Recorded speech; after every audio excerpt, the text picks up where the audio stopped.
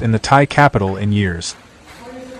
In Bangkok's Chatuchak district, a building under construction collapsed, with emergency responders rescuing several injured workers from the debris.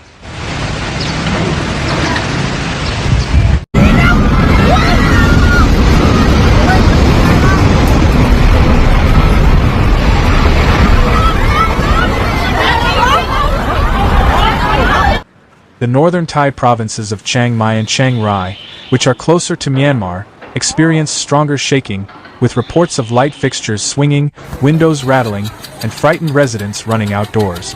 In India, the earthquake's effects were felt in northeastern states such as Assam, Manipur, Nagaland, and Mizoram, where residents reported noticeable shaking.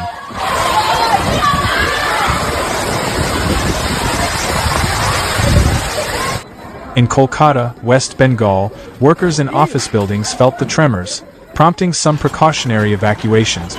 In China's Yunnan province, particularly in Kunming and Baoshan, people took to social media to report furniture moving and minor shaking, though no major damage has been reported so far. Following the main earthquake, a series of aftershocks struck Myanmar, with magnitudes ranging between 4.5 and 6.2. Seismologists have warned that aftershocks could persist for days, posing further risks to already weakened buildings.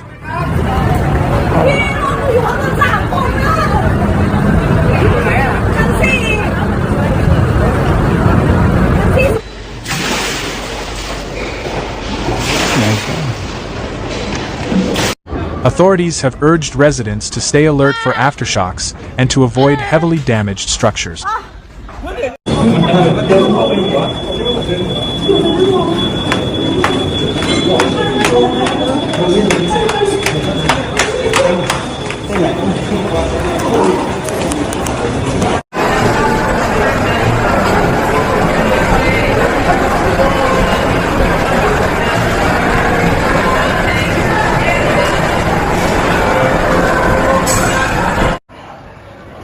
As the situation continues to unfold, emergency responders and government agencies are working to assess the full extent of the damage.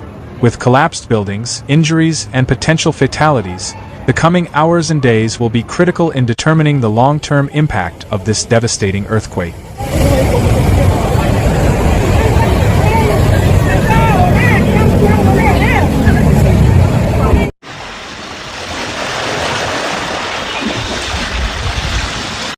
Authorities across Southeast Asia are on high alert as rescue operations intensify and officials monitor the risk of additional aftershock.